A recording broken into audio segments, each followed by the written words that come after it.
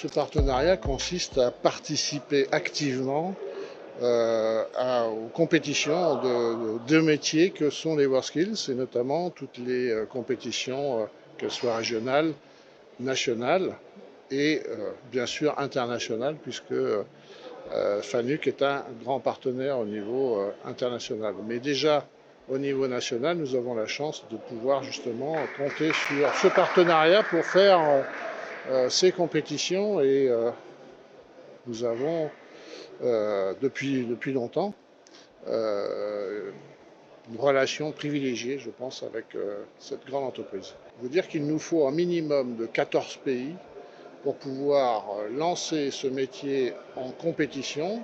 Et effectivement, après l'avoir présenté à Abu Dhabi en 2017, on a pu le mettre en compétition à Kazan en 2019, et il sera bien évidemment en compétition à Shanghai et à Lyon en 2024. Au total, il y a 85 délégations. On n'a pas encore le chiffre exact du nombre de participants dans le métier intégrateur robotique, mais on espère en avoir au moins entre 25 et 30 délégations et 30 compétiteurs sur cette compétition. Donc les Olympiades FANUC, c'est un concours national intégrateur par un fabricant.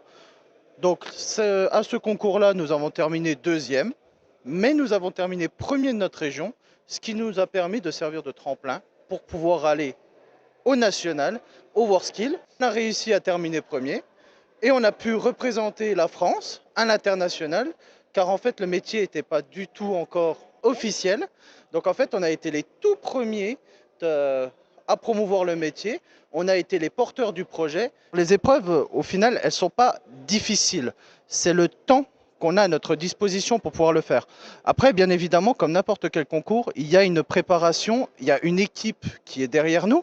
D'ailleurs, FANUC a servi de centre d'excellence pour pouvoir nous entraîner. Donc, ils nous ont coachés, ils nous ont donné les outils pour pouvoir briller à Kazan ainsi qu'au national. Donc, par rapport à ce qu'on fait d'habitude dans nos métiers respectifs d'intégrateurs robotiques, c'est pratiquement les mêmes outils qu'on utilise. La seule difficulté, c'est la rapidité et c'est la concentration le jour de l'épreuve.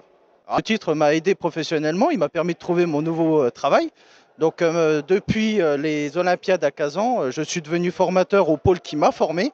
Et donc ça me permet aussi de former les prochains pour pouvoir justement aller détrôner les Russes à Shanghai 2022.